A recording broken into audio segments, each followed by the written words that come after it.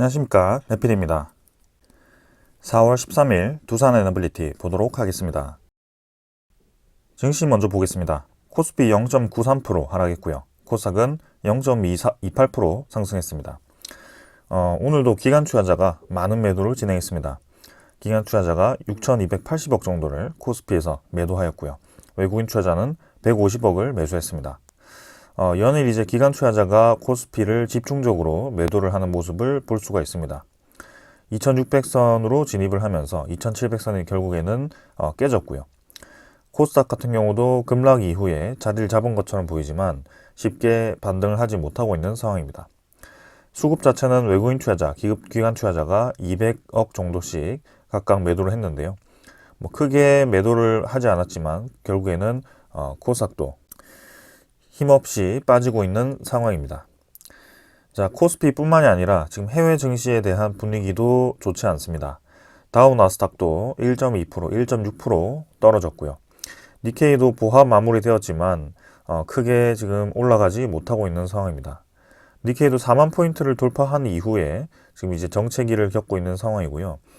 이 상황에서 떨어지기 좋은 그런 자리를 만들었다라고도 보여집니다. 상해 종업도 마찬가지입니다. 하방으로 지금 이제 집중되고 있고요. 나스닥도 이 차트를 보시면은 고점 부근에서 위태위태한 그런 모습을 보여주고 있습니다. 이러한 상황 속에 환율을 먼저 보겠습니다. 환율은 15.5원 정도 상승을 했고요. 1385원으로 급등을 하였습니다. 우리가 우려하던 그런 상황이 지금 만들어진 거고요. 결국에는 고점을 다시 뚫고 아주 강하게 치고 나가는 모습이 나왔습니다. 이 1360원 정도를 지키면서 이 안으로 이제 진입을 하기를 좀 원했고 그런 상황으로 갈 거라고 좀 예상이 되었는데 또 지정학적인 변수가 하나가 발생을 하면서 환율을 굉장히 빠르게 급등을 시키고 있습니다. 거기에 이제 CPI 지표까지 높게 나오면서 미국의 금리 인상이 추가적으로 나올 수도 있다라는 그런 우려감과 그다음에 금리 인하가 계속해서 밀리고 있다. 이번 상반기에는 적어도 금리 인하가 없겠다라는 것이 확정이 되었습니다. 그래서 1,400원대를 이제 다시 향해 가고 있고요. 환율이 이렇게 높아지면 당연히 우리나라 증시에 대해서 부정적인 영향을 주고 이 신흥국들의 경제에도 굉장히 큰 타격을 줄 겁니다. 자, 가장 큰 문제는 이 고환율을 유지하는 기간입니다. 지금 이 월봉으로 보았을 때 1250원 기준으로 해서 잠깐 이제 이렇게 1250원을 터치하고 내려온 적은 있었지만 1250원을 이렇게 오랫동안 유지한 적이 위로 오랫동안 유지한 적이 사실 이 금융위기 이후로 처음입니다. 근데 금융위기 때도 굉장히 급격하게 올라가서 거의 1595원 패닉 이 상승으로 좀 이렇게 잠깐 찌르고 내려왔지만 한 6개월 정도. 근데 지금 같은 경우는 거의 2년 가까이를 이렇게 올라가고 있습니다. 그래서 1250원 정도를 치고 나가서 그 위로 지금 유지한 기간을 잠깐 보겠습니다.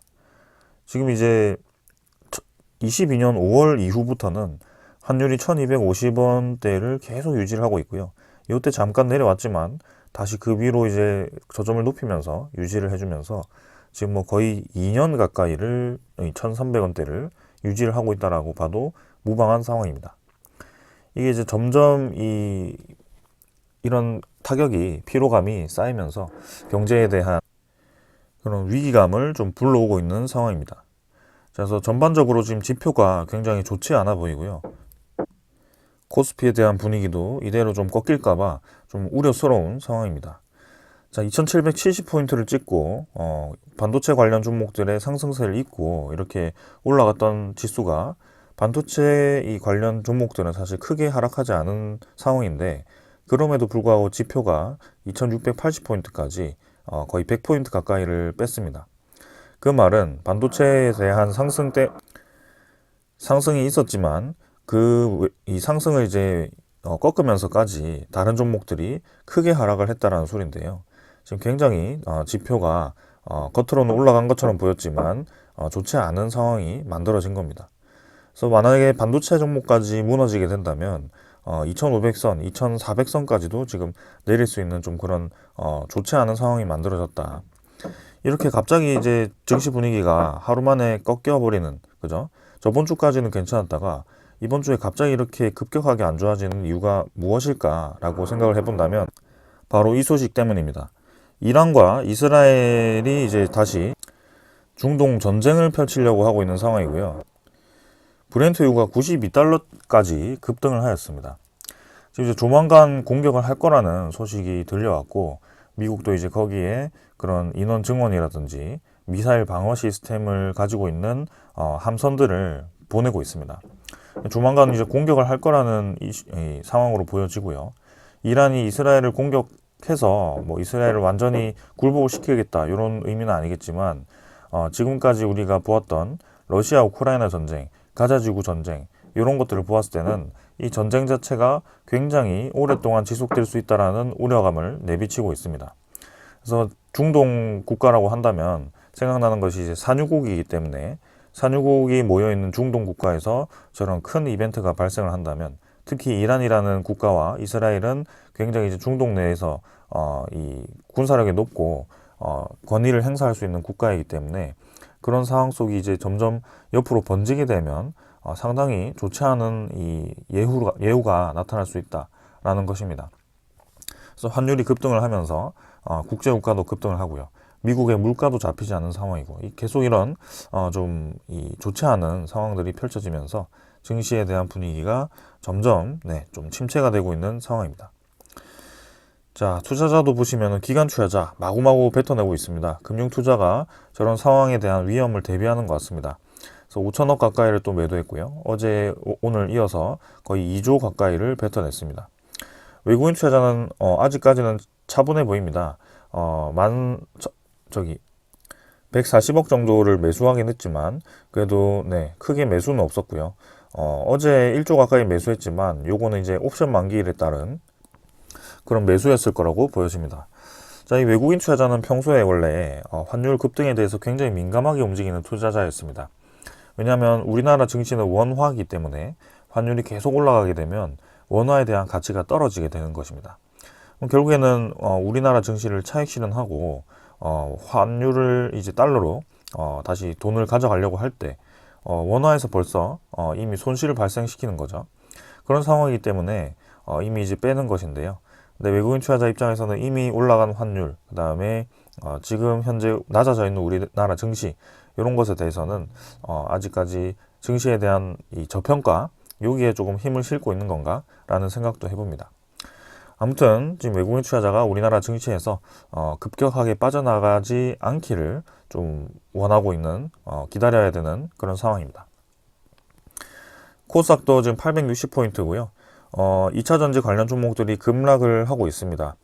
아무래도 성장 종목들이 타격을 받을 수밖에 없는 그런 상황이 만들어진 거고요. 원자재 가격이 올라가고 물가가 잡히지 않고 시장에 돈을 계속 회수하고 그런 상황은 절대 투자에 좋은 상황이 아닙니다. 그래서 2차전지는 특히 시장이 좀 활성화가 되고 사람들이 좀 여유가 생겨서 전기차, 비싼 전기차를 사고 그 다음에 전기차에 대한 인프라를 투자해야지 이 2차전지가 빛을 발아보는데요. 특히 ESS도 신재생에너지가 가격이 사실 비쌉니다. 근데 그런 비싼 걸 투자할 수 있을 만한 그런 국가적인 여유가 생겨야 되는데요. 지금은 그런 여유보다는 사실 곳곳에서 발생하는 전쟁에 대한 우려감, 그 다음에 이 국민에 대한 이 삶에 대한 피폐함 이런 것들 때문에 조금은 이 후순위로 밀리고 있는 상황입니다. 그런 것들 때문에 지금 코스닥이 전반적으로 지표가 계속 떨어지고 있고요. 이전에 올랐던 지표들이 이제 그 2차전지 관련 상승세였기 때문에 조금 더 크게 나타나는 것 같습니다. 그래서 외국인 투자자, 기관 투자자는 연일해서 계속 빠져나오고 있는 상황이고요. 별로 이 코스닥도 좋은 상황이 아니다. 지수 선물 같은 경우는 뭐 어제 증시가 진행되었기 때문에 넘어가도록 하고요. 10년물 국채금리 바로 보겠습니다. 4.5%대 계속 유지하고 있습니다. 이 4.5%대가 굉장히 부담스럽습니다, 사실. 왜냐하면 이 4.5%라는 것이 이자율입니다. 그래서 제가 한번 이 미국 국채에 대해서 여러분들께 한번 말씀드린 적이 있는데요. 국채 가격이 떨어지게 되면 국채 금리가 올라가게 됩니다. 국채가 싸지면 우리나라 예를 들어서 이 채권에 대한 이해를 해야 되는데요. 내가 이제 제가 이 채널을 운영하기 위해서 돈이 필요합니다. 근데 제가 레피디 채권을 찍어서 네, 요것에 이제 투자를 해달라. 그럼 여러분들이 제 채권을 사주면 제가 거기에 대해서 여러분들께 네, 돈을 받은 만큼 그 퍼센트만큼 이자를 드립니다. 근데 제가 그 채권을 무조건 팔아야 투자금이 생기는데요. 그 채권을 이제 잘 팔기 위해서는 결국에는 이자율을 높여야겠죠. 그래서 제 채널이 엄청나게 성장을 한다라고 하면 누구나 이제 와서 제 채권을 낮은 이자율에도 사겠지만 만약에 이제 좀 애매하다라고 하면 이 이자율이 높지 않으면 다른 채널에 대비해서 별로 부각을 받지 못할 겁니다. 그래서 파격적으로 지금 국채 금리가 지금 올라가는 것이고요. 그만큼 미국 채권에 대한 인기가 지금 없다라는 뜻입니다. 그럼 미국 채권 인기가 왜 없냐? 미국에 대한 경기 침체가 예상되고 글로벌 경기 상황이 지금 별로 좋아 보이지 않는다라고 판단을 했기 때문입니다. 그리고 이제 또 하나의 이유가 있겠죠. 채권을 마구마구 이제 발행했기 때문이겠죠. 그래서 그런 이유들이 복합적으로 발생하는 것이고, 그러면 채권 수익률이 지금 4.5%까지 올라갔다는 것은 내가 이 미국 채권을 가졌을 때 4.5%에 대한 연 이자를 발생시킨다는 겁니다. 여러분들 코스피 내에 웬만한 종목들 4.5% 배당을 받을 수 있는 종목이 몇 없습니다. 그렇기 때문에 그런 배당 종목들도 지금 하락을 부추길 수 있는 좀 위험한 상황이다. 왜냐하면 원화를 가지는 우리나라 증시를 배당받고 투자할 거냐, 아니면은 채권을 가지고 달러에 대한 가치가 높아지는 상황을 즐길 거냐, 이런 상황이 지금 놓여 있는 겁니다. 그래서 조금은 위험하다. 그래서 이 채권에 대한 금리도 계속 제가 매일 리뷰하는 것이 이런 이유 때문입니다. 근데 지금 우상향을 하면서 이 고점까지 치솟으로 가는 이유가 좀 굉장히 이 상황이 좋지 않아 보인다. 그래서 5%대까지 넘어가면 정말 이제 패닉이 올 수도 있다라는 생각이 듭니다. 자, 예상보다 너무 저 지표들이 좀 공격적으로 올라가서 좀 우려스럽긴 합니다. 원자재 가격은 뭐 다 올라가고 있고요. 특히 국제유가가 많이 올라가고 있습니다. 자, 그래서 이 정도로 오늘 이 증시에 대한 분위기는 살펴보았고요. 지금은 거시적인 경제가 좀 더 우선인 것 같습니다. 투자를 하기 위한 상황이 굉장히 좋지 않은 상황입니다. 그래서 전반적인 주가 하락이 또 예상되기 때문에 조금은 다음 주에도 좀 숨졸이면서 기다려 봐야 될 것 같습니다. 자, 오늘 여기까지 보고 종목으로 넘어가겠습니다. 두산 에너빌리티 보겠습니다. 190원 상승해서 1.2% 상승했고요. 15,300원으로 마무리되었습니다. 자, 오늘 코스피는 하락했지만 어제 급락했기 때문일까요? 조금 이제 만회하면서 마무리가 되었지만 사실 뭐 크게 의미가 있는 상승은 아니었습니다. 시간의 거래는 역시 없었고요. 일별 거래량도 330만 주로 전날 대비 많이 줄어들었습니다. 그래서 900만 주대로 진행이 되었던 것이 3분의 1 정도 줄어가지고 300만 주로 진행되었고요. 어제 내린 것 대비해서는 크게 올라가지 않았다. 자, 그래서 뭐 관련 종목들도 같이 반등을 하긴 했습니다. 그러나 크게 의미는 없고요. 제가 보았을 때는 그런 총선에 대한 이슈로 좀 급락을 했다라고 볼 수 있지만 그 이슈 자체가 특정 이 투자자 위주로의 매물이 쏟아졌기 때문이다. 그래서 그동안 조금 이제 그런 기대감이라든지 아니면 앞으로에 대한 불확실성이 더 가중된다라는 그런 판단하에 좀 급락을 시켰던 것 같고요. 특히 평소에 매도하지 않는 수급들이 같이 매도를 하면서 조금 더 하락을 부추긴 것 같습니다. 그래서 투신이라든지 연기금 투자자는 뭐 평소에도 그렇게 충분히 매도를 했던 수급이었기 때문에 별로 크게 우려하진 않지만 금융 투자가 지금 일단 빨리 빠져나가고 있기 때문에 저 매물이 다 빠져나가기를 기다려야 될 것 같습니다. 자, 그래서 오늘도 기관 투자자가 20만 주 정도 매도하였고요. 뭐 연기금 투자자는 2만 주 정도 매수했지만 크게 뭐 의미는 없는 상황입니다. 그다음 외국인 투자자는 34만 주를 오히려 이제 매수를 했고요. 이 수급이 이후에도 이어지는지를 한번 보겠습니다. 자, 차트 보겠습니다. 차트는 뭐 다 망가졌죠. 60일선까지 뚫고 내려가서 21선 빠르게 떨어지고 있고요. 이 한 방으로 모든 이평선들이 다시 우하향하고 있습니다. 그러나 이쯤에서 자리를 잡는다면 크게 문제는 될 것 같지 않고요. 여기서 뭐 추가적인 하락이 나와서 이 아래 저점을 뚫고 내려가서 다시 한번 이 바닥을 생각을 할 수도 있습니다. 왜냐하면 코스피에 대한 분위기가 좀 썩 좋지 않고 글로벌 증시에 대한 분위기가 계속 좋지 않습니다. 이 두산 에너빌리티가 이전에도 블록딜이라든지 아니면 뭐 그런 이 회계 부정이라든지 그런 이슈가 나타날 때마다 증시 분위기가 또 같이 좋지 않아서 더 크게 떨어지는 상황이 만들어졌는데요. 지금도 또 비슷한 상황이 만들어진 것 같아서 굉장히 안타깝습니다. 그래서 급락 이후에 자리를 잡았지만 아직까지 여기가 바닥이라고 판단하기는 어렵다. 그래서 추가적인 하락이 나올 수도 있기 때문에 거기에 대해서 좀 생각을 해야 될 것 같고요. 우리가 올라갔던 만큼 좀 이제 빠르게 올라갔으면 했지만 지금 시장 분위기가 뭔가 좀 이상하다라는 말씀을 드립니다. 앞의 내용을 보지 않으셨다면 앞의 내용을 꼭 보시길 바라고요. 코스피가 2100선을 반납하고 환율이 1385원까지 치솟았다는 것은 수출 기업들이 굉장히 부담스러운 상황이 만들어졌을 수도 있습니다. 수입 기업이죠. 그래서 그런 원자재 가격에 대해서 이 환율이 올라가게 되면 해외에서 수입하는 그런 원자재들이 계속 비싸지는 그런 상황이 좀 만들어질 건데요. 일단 두산 에너빌리티는 수출 자체를 이제 달러로 하기 때문에 그 달러 가격이 지금 올랐다. 그럼 오히려 뭐 좋은 상황일 수도 있겠습니다. 그러나 건설 자재들이 올라가는 그 상황은 좀 좋지 않기 때문에 조금 더 이 상황을 천천히 봐야 될 것 같다. 그래서 중동 전쟁이 지금 굉장히 큰 영향을 줄 것 같고 이것에 대해서 이 종목들이 어떻게 반응할지는 좀 봐야 될 것 같다라는 말씀을 드립니다. 그래서 차트는 지금 여기서 분석이 어려운 상황이고요. 여기서 자리를 며칠 잡는다고 해도 사실 계단식으로 떨어질 수도 있고 뭐 다시 V자로 올라올 수도 있고 그거는 지금 판단을 할 수가 없습니다. 그래서 이 부분에 대해서는 천천히 좀 보겠습니다. 자, 그러나 이제 중요한 것은 뭐 공매도 잔고가 크게 늘지는 않았습니다. 주가는 급락했지만 뭐 540만 주 수준으로 공매도는 유지가 되고 있고요. 크게 뭐 변화는 없는 상황입니다. 그래서 그냥 금융 투자 위주로의 패닉셀로 인해서 주가가 좀 떨어진 것 같고요. 크게 우리가 의미 부여할 필요는 없을 것 같습니다. 대차 잔고도 한번 보겠습니다. 대차 잔고는 43만 주 상환이 되었고요. 체결이 이제 크게 늘어나지 않고 상환 쪽으로 조금 힘이 실리면서 조금씩 잔고가 줄어들고 있습니다. 2,550만 주 정도고요. 그다음에 종목 상세 같은 경우도 외국인 추적 물량이 뭐 그대로 매수가 되어서 36만 주, 37만 주 정도 플러스가 되었습니다. 자, 그래서 지금 외국인 전일 매도했던 것을 그대로 매수했고요. 사실 외국인 투자자는 이렇게 보면은 총선에 대한 이벤트와 크게 연관없이 매도를 하고 있다라고 봐도 될 것 같습니다. 기관 투자자만 좀 이제 공격적으로 매도를 하고 있는데요. 사실 기관 투자자도 총선에 대한 영향을 받고 움직인다라기보다는 다른 의미로 저는 생각을 하고 있습니다. 환율이 급등하고 있고 국내 코스피 시장에 기관 투자자의 수급을 보게 된다면 충분히 이해할 수 있습니다. 기관 이 투자자가 이틀 만에 금융투자가 2조 가까이를 매도했습니다. 그 두산 에너빌리티가 특히 많이 매도가 되었던 것은 그런 이벤트도 있었고 증시에 대한 거시적인 영향이 좀 더 컸던 것 같습니다.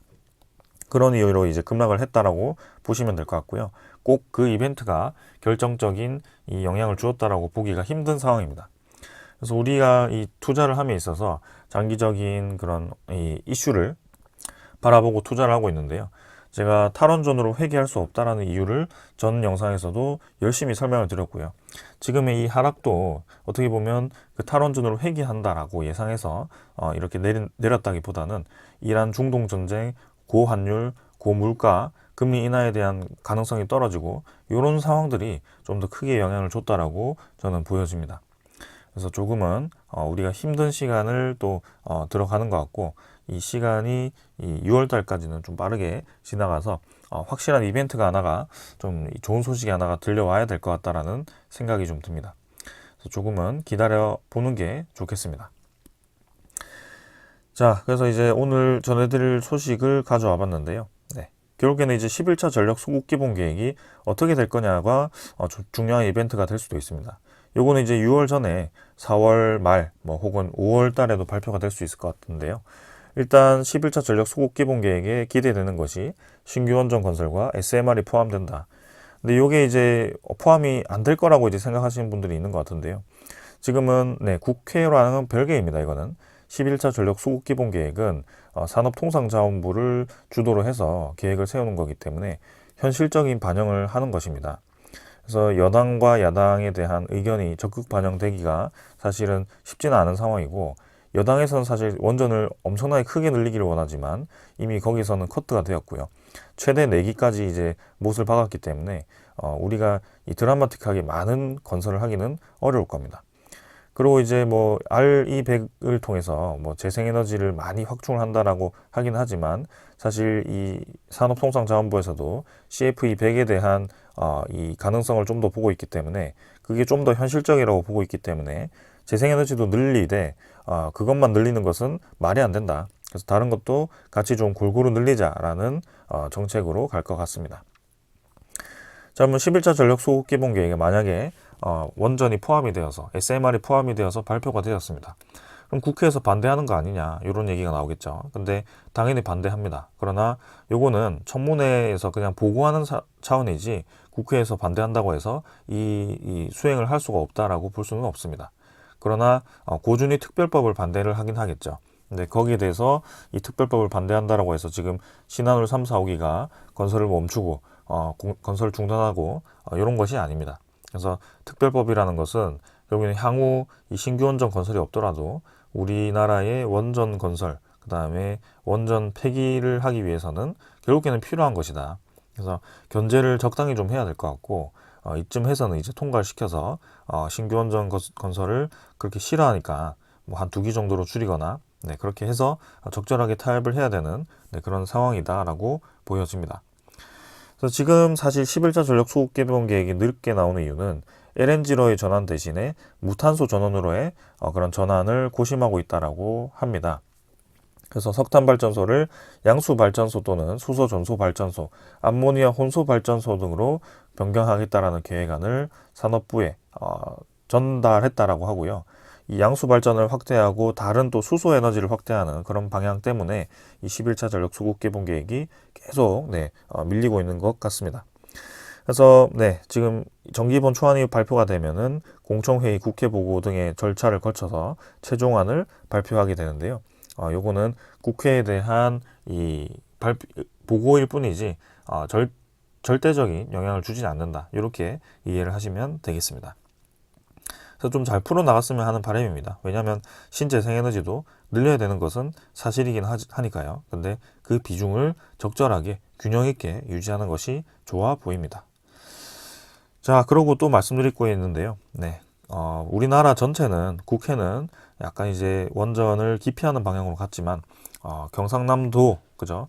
두산 에너빌리티가 포함되고 거기 원전 산업들이 다 포함된 그 도 차원에서는 계속 그 기술을 중요시하게 생각하고 밀어주고 있습니다. 그래서 대학 기업과 원전 인력 양성을 하고 그런 이제 산업계 관계자들과 이런 학교들과 함께 간담회를 가졌습니다. 그래서 인력 양성, 활성화, 산업 협력 이런 것들을 장기적으로 이제 준비를 하고 있고요. 도 차원에서 이제 국가에서의 예산이 없다면 도 차원에서 예산을 마련해서 지원을 해줄 것으로 보여집니다. 그래서 뭐 탈원전처럼 이 기업들이 관련 기업들이 허덕거리는 예산이 없어서 허덕거리는 그런 상황은 다시 나올 것 같지는 않습니다. 그래서 그렇게까지 극단적으로 우려하는 분들은 조금은 생각을 바꾸는 게 좋을 것 같다라는 생각입니다. 자, 그 다음은 이제 세르비아인데요. 세르비아도 이제 헝가리의 원전 지분 인수를 또 언급을 했다라고 합니다. 그래서 전력 공급이 필요하다라는 얘기죠. 그래서 헝가리의 원전으로 우리 세르비아에도 공급을 좀 해달라 이런 의미로 지분 인수를 지금 하려고 하는 것 같은데, 자, 탈원전에서 친원전으로 돌아설 수도 있다라는 뉘앙스를 풍기고 있습니다. 대표적인 탈원전 국가들이 계속 원자력 발전에 대한 전력 공급을 필요로 하고 있습니다. 그 이유가 계속 생기기 때문입니다. 왜 생길까요? 기후에 대한 변화가 심각해지고 비가 오지 않는 곳에 폭우가 내리고 홍수가 나고 그 다음에 가뭄이 쬐고 그죠? 그렇게 한치 앞을 예상할 수 없는 이 기후 변화가 계속 이제 그 신재생에너지에 영향을 주고 있습니다. 수력 발전도 마찬가지고요. 댐이 터지면 수력 발전을 갑자기 할 수 없게 됩니다. 수천 메가와트급의 그런 댐이 터져버리게 되면 그 전력 공급이 갑자기 공백이 생기는 거고요. 태양광도 마찬가지입니다. 갑자기 화산 폭발해서 하늘이 가려지면 태양광을 쓸 수가 없는 상황이 됩니다. 화산재가 쌓이거나 그렇게 되면요. 그래서 그런 이 우려감들이 있기 때문에 한쪽에 너무 치우쳐서 뭐 재생에너지 100을 달성한다는 것은 그런 것들을 다 생각을 하지 않는 것이다. 원자력 발전에 대해서는 그렇게 이 예상되는 위험도, 그 다음에 온갖 그런 위험되는 인자들 다 꺼내서 얘기를 하고 있는데, 태양광이라든지 해상풍력도 그런 것을 생각한다면 충분히 이 전력 시스템에 혼란을 줄 수 있는 요인들이 많다. 그래서 그런 것들을 적절하게 써는 게 좋아 보인다라는 얘기를 드립니다. 자, 마지막입니다. 네, 프랑스 EDF가 부식 문제가 있다고 합니다. 그래서 2025년 말까지 부식 문제를 해결하겠다는 건데요. 여기서도 또 우리나라에 대한 그런 기술력이 우위에 있다라는 것을 볼 수가 있습니다. 그래서 프랑스 내에 있는 그런 원자력들이 지금 이제 부식 문제로 계속 가동이 중단되고 결국에는 파이프 연결 용접부에 균열을 일으킨다라는 뜻인데요. 특히 2022년부터 평소보다 더 많은 원자로가 부식 문제로 해서 중단하게 되었다라고 합니다. 이 부식이 파이프 연결 용접부라고 하니 정말 치명적인 문제는 아닐 수 있겠지만 일단은 2025년 말까지라고 한다면 상당히 기간이 깁니다.